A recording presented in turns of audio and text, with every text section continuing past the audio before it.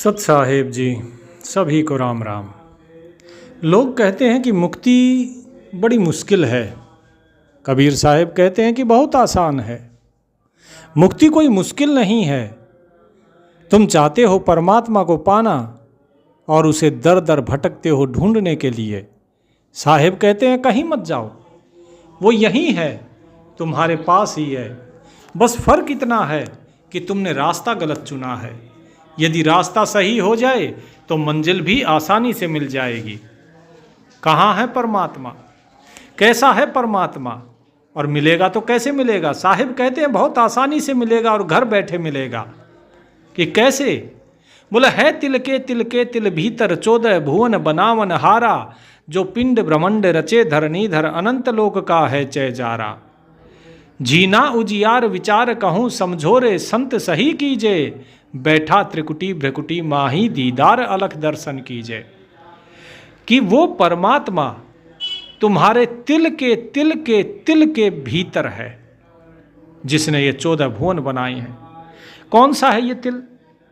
ये तिल है आपके, या कहिए 4 शरीर।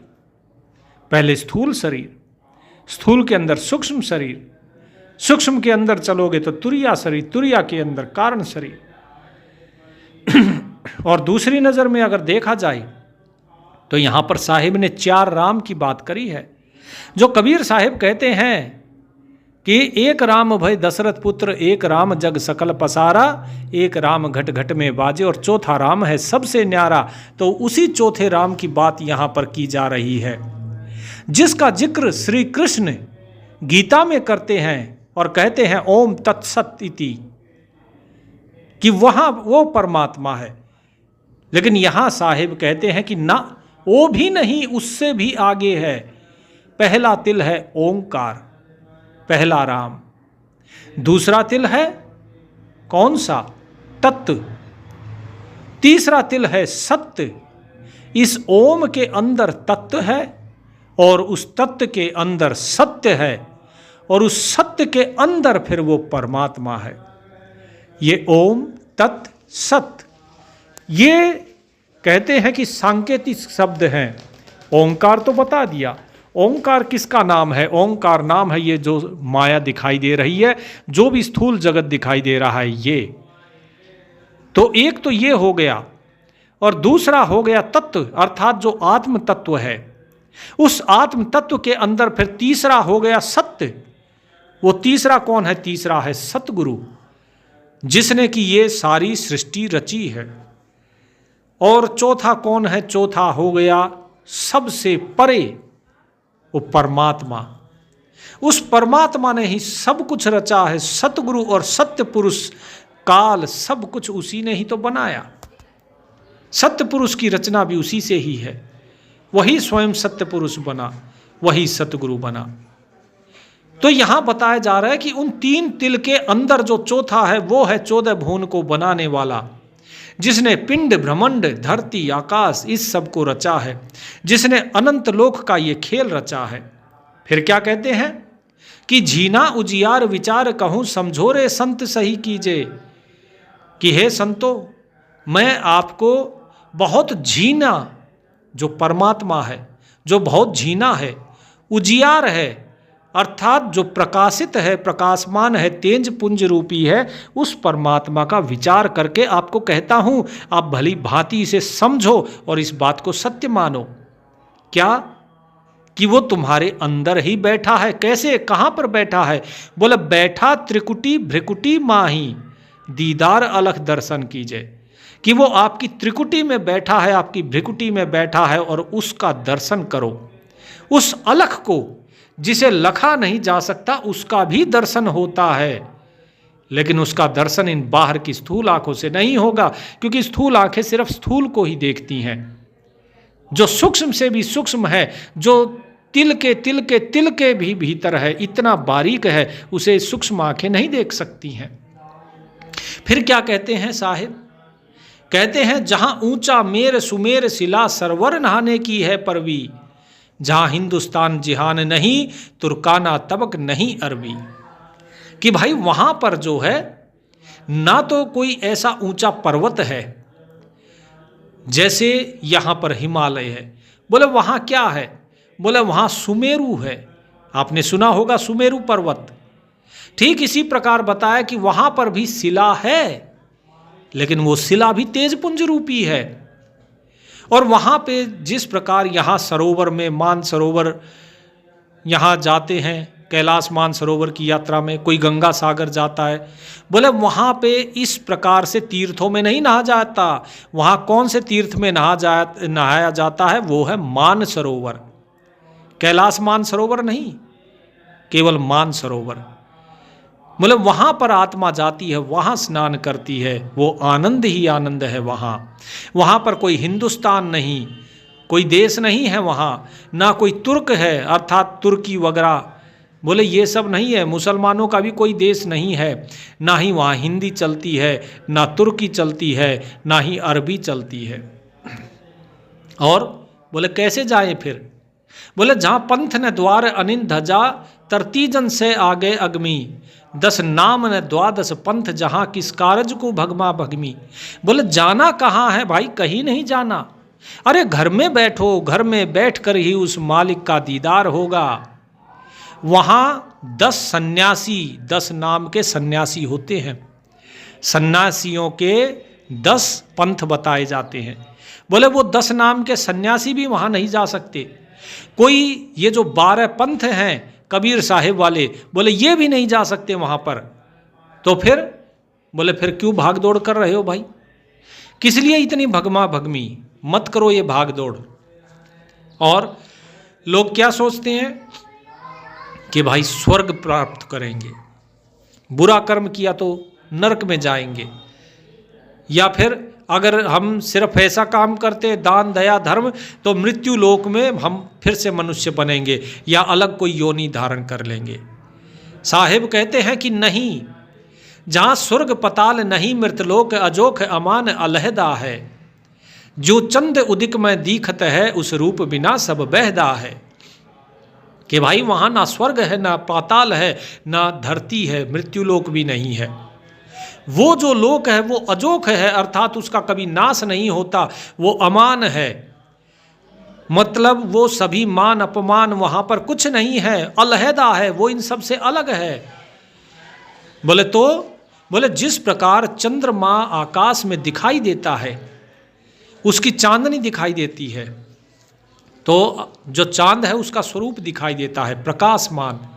ठीक इसी प्रकार उस परमात्मा का भी जो स्वरूप है वो प्रकाशमान है, और उसके रूप के बिना सब कुछ मिथ्या है, सब बहदा है।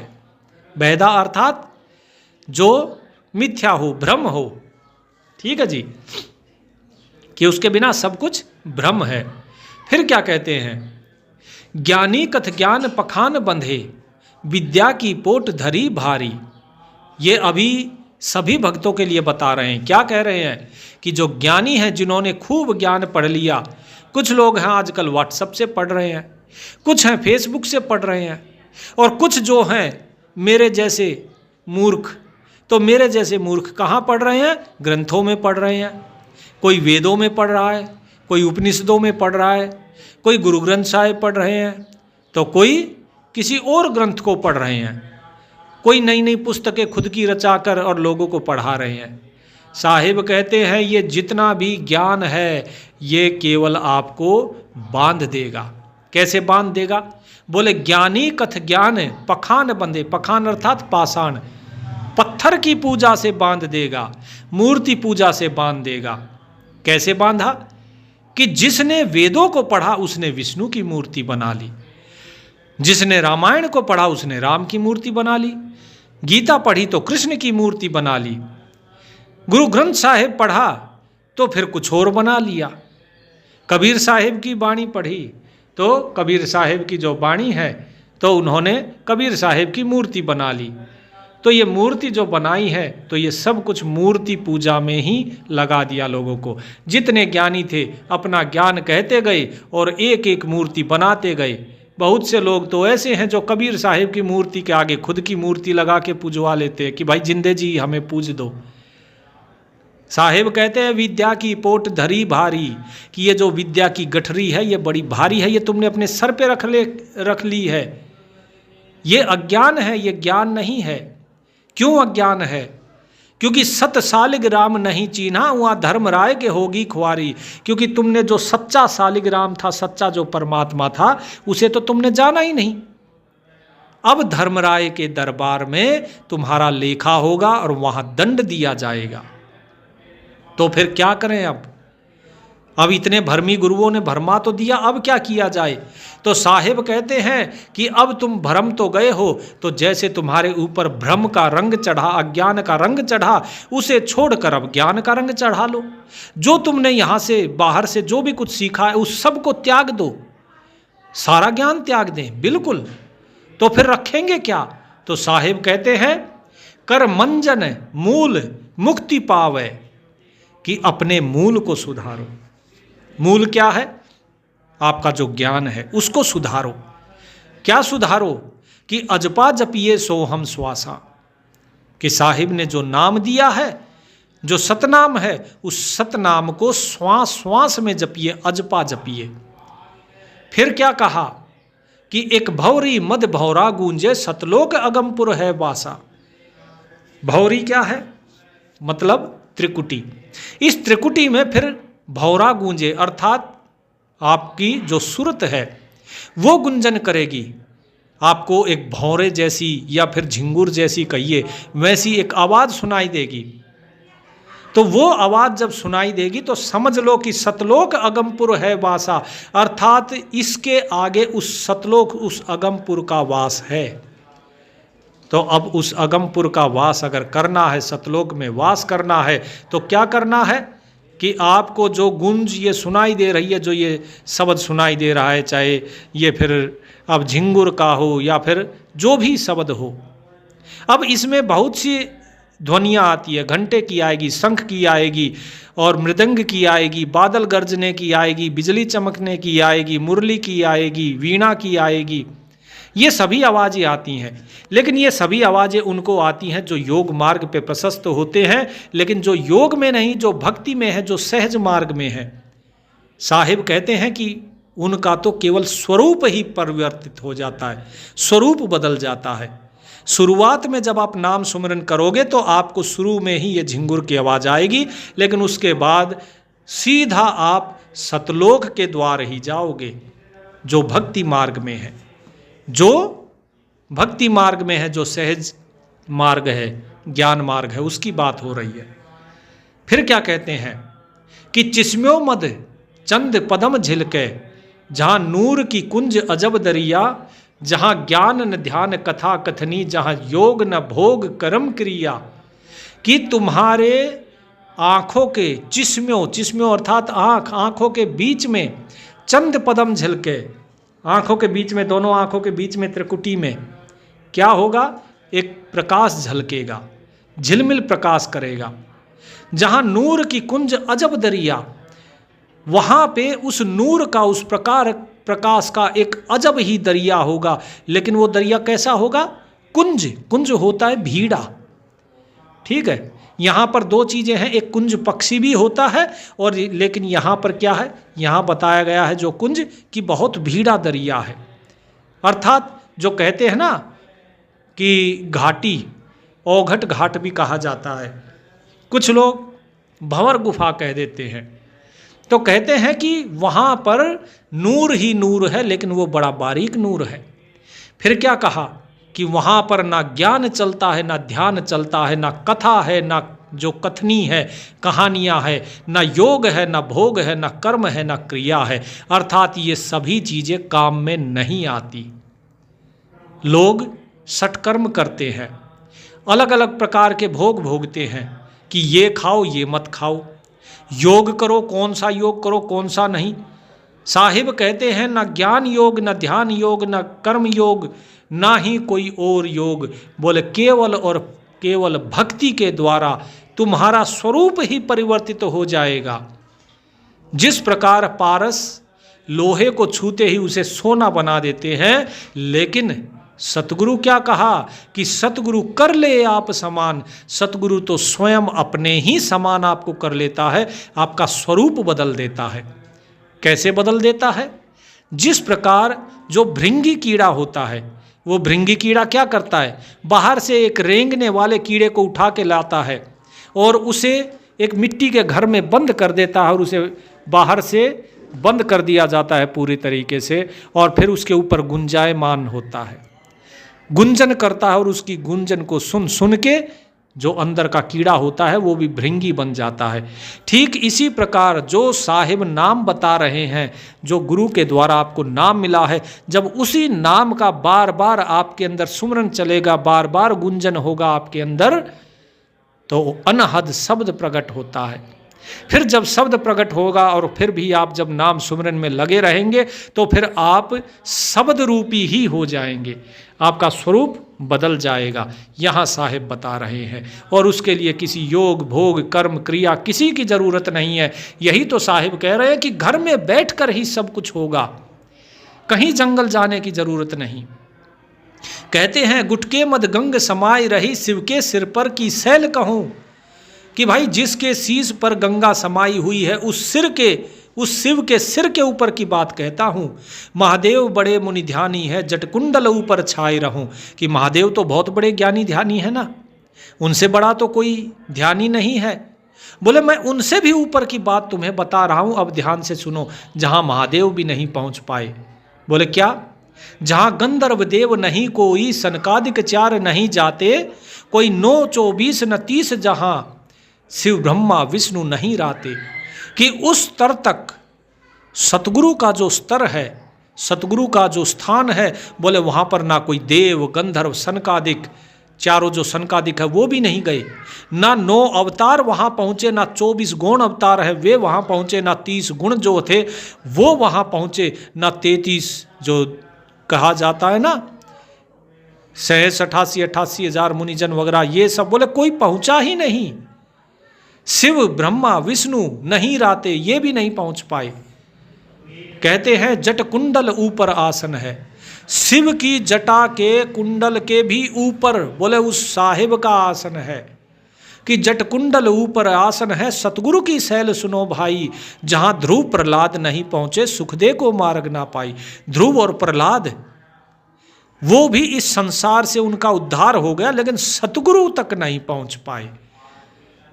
सतगुरु का स्थान इतना ऊपर है, और यहाँ पर साहिब कहते हैं कि तुम उस स्थान को प्राप्त कर पाओगे, तुम स्वयं सतगुरु के स्वरूप में समा पाओगे।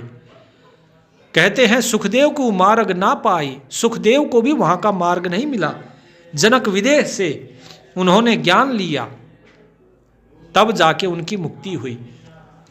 इतना ही नहीं, कहते हैं नारद मुनि जन मुस्काई रहे, दत्त गोरख से को सूचा है, बड़ी सैल अधम सुल्तान करी, सतगुरु तकिया टुक ऊंचा है। कि नारद मुनि बोले वो भी मुस्का कर रह गए, लेकिन पहुंच नहीं पाए। दत्तात्रेय और गोरख बताइए उनसे भी सूचा कौन है, उनसे सच्चा कौन है? लेकिन क्या कहा, बड़ी सैल अधम सुल्तान करी। जो अधम इब्राहिम सुल्तान था उसने भी बहुत कठिन तपस्या करी, सारा जोर लगा दिया, उसने सब कुछ त्याग दिया था अपना, लेकिन सतगुरु तकिया टुक ऊंचा है। लेकिन सतगुरु का जो स्थान है वो थोड़ा ऊंचा है, बस वहाँ तक हर कोई नहीं पहुँच सकता। बोले तो क्या कोई वहाँ तक पहुँचा है? तो क्या बताया, अब भरथरी गोपी चंद चले, कायादम जीत अगम रासा, पांचों परमोद समाये रहे, जीवन और योग लगी आशा। ओ भक्ति हिरंबर न्यारा है, नामा से संत रटे रटना, 68 तीरथ तिल के तिल में सब धाम भया काशी पटना। कि भाई भरथरी गोपी चंद ये भी अपनी काया को जीत कर और आगे बढ़े हैं, अपने श्वासों को जीत कर आगे बढ़े हैं, अपनी 5 इंद्रियों को वश में कर कर जीवन और जोग लगी आशा, जीवन और इस जोग को अर्थात योग मार्ग पर वो आगे बढ़े हैं। योग के द्वारा उसे पाने की आशा करी उन्होंने, लेकिन वो भी वहाँ तक नहीं पहुँच पाए, सतगुरु तक नहीं पहुँच पाए। वो भक्त हिरंबर न्यारा है, वो जो भक्ति है वो स्वर्ण के समान चमकती हुई जो भक्ति है, जो शुद्ध भक्ति है, बोले वो न्यारी है। कैसे न्यारी है, कौन करता है उस भक्ति को, फिर किसने करी? बोले नामा से संत करे रटना, नामदेव जैसे संत। 68 तीरथ तिल के तिल में सब धाम भया काशी पटना। और जिसने ऐसी भक्ति कर ली उसके लिए जो 68 तीर्थ जो हैं वो तिल में अर्थात उसकी त्रिकुटी में ही है। फिर सारा धाम अर्थात उसके लिए जहाँ वो बैठ गया वही जगह काशी और पटना की तरह पवित्र हो जाएगी उसके लिए। फिर क्या कहा, सूजा सेना बाजीद विधे पीपा परवान पिछाना है, ओ लोक अलोक गवन शैली रैदास अगमपुर जाना है। कि भाई सूजा सेना नाई बाजीद जी पीपा जी बोले इन्होंने उस परम पद को पहचाना है, उन्होंने सतगुरु के पद को पहचाना है। ओ लोक अलोक गवन शैली रैदास अगमपुर जाना है, और रैदास जी उस अगमपुर में पहुँचे हैं। और क्या कहा, फिर आगे कहते हैं धन्ना धर धीरज ध्यान धरे नानक दादू दरिया मीनी, जहाँ खेलन को बड़ी सैल भया सतगुरु की रामत है झीनी। कि धन्ना भगत जी क्या करते हैं, बोले वो भी धीरज रखते हैं, धैर्य रखते हैं और ध्यान करते हैं। ये धीरज धैर्य क्या है, सहज, कि वो भी सहज योग वाला ध्यान करते हैं। दादू साहेब, दरिया साहेब और नानक जी, ये सभी उस दरिया, दरिया अर्थात उस सागर की क्या है, मीनी अर्थात मछलियां हैं, अर्थात ये सब भी सतगुरु के सतलोक में गोता लगा रही हैं। जहाँ खेलन को बड़ी सैल भैया सतगुरु की रामत है झीनी, कि सतगुरु की जो मेहर है, जो कृपा है वो बड़ी ही बारीक है, वो लोगों को समझ नहीं आती। वहाँ पर पहुँचने के लिए सतलोक में बड़ी कृपा चाहिए साहिब की, लेकिन साहिब कृपा तो करते हैं लेकिन लोग समझ नहीं पाते उसे। वहाँ पर जाने के लिए तो स्वयं काल भी कहता है कि धर्मराय जहाँ का ध्यान धरे अद्या अधिकार बतावत है, दो लिखवा चित्रगुप्त जाके सतगुरु तक या नहीं पावत है। काल भी कहता है कि भाई वहाँ पर मेरा भी अधिकार है। अद्या भी कहते ही है कि भाई मैं उसकी बहन हूँ, लेकिन कहते हैं कि उनके पास चित्रगुप्त हैं जो सबका लेखा लिखते हैं, लेकिन उनके पास भी सतगुरु के स्थान का कोई लेखा जोखा नहीं है, उनकी पहुँच से दूर है वो। मन पवन सुरत की सैल थकी, जहाँ निरत निरालंब नाद बजे, लोलीन निरंतर न्यारा है उस धाम भैया कहो कौन सजे। तो क्या कही कि जब नाम सुमरन करते हो तो किसके द्वारा किया जाता है, सुरत निरत मन पवन। अब यहाँ साहिब ने क्या इशारा किया कि भाई सुरत निरत मन और पवन, इन चार के द्वारा आप क्या करते हो, सुमिरन करते हो नाम का। लेकिन सतगुरु का जो महल है, जो सतगुरु का लोक है, सतलोक है, उसको प्राप्त करने के लिए क्या करते हैं, सतलोक को प्राप्त करने के लिए क्या करना है कि मन थक जाता है, मन के बस की बात नहीं है वहाँ पहुँचना। फिर पवन, ये श्वासें ये भी थक लेती हैं, फिर सिर्फ सुरत निरत पे सुमरन करते हैं, और फिर सुरत भी थक जाती है, सुरत शब्द के अंदर समा जाती है सुरत। और जब सुरत शब्द के अंदर समा जाती है तो केवल एक चीज़ बचती है और वो है निरत। तो वही चीज़ साहिब ने कही कि मन पवन सुरत की सैल थकी। सैल अर्थात जो रास्ता है, कि वो थक गई उस रास्ते पर।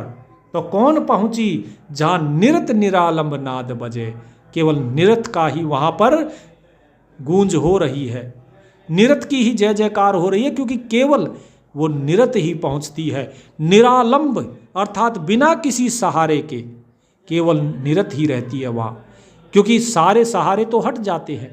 निरत का सहारा सुरत होती है, सुरत का सहारा मन होता है, और मन का सहारा पवन होती है। अब पवन भी नहीं है, मन भी नहीं है, सुरत भी नहीं है, तो निरत केवल अकेली रहती है। तो साहिब क्या कहते हैं, लोलीन निरंतर न्यारा है, कि जो व्यक्ति उस साहिब के अंदर लोलीन हो गया, पूर्ण रूप से लीन हो गया, निरंतर, वो क्या है, न्यारा है। उस धाम भैया कहो कौन सजे। तो सबसे न्यारा होने के बाद स्वयं से भी न्यारा जब हो जाता है ये जीव, तब सतलोक जाता है। तो कहते हैं कि भाई बताओ फिर कि आखिर अगर ऐसा होगा तो वहाँ पर कौन पहुँचेगा। तो ऐसे में तो कोई बिरला ही पहुँचता है। तो इस प्रकार से साहिब कहते हैं कि वहाँ पर पहुँचा जाता है। तो उम्मीद करता हूँ आप लोगों को ये सारा भेद समझ में आया होगा। अब बाकी का अगला भेद जो है सूक्ष्म वेद का, वो अगले सत्संग में जानेंगे। तब तक साहिब का नाम सुमरन कीजिए मन पवन सुरत निरत के द्वारा। परमात्मा आप सभी का कल्याण करें। सत साहिब।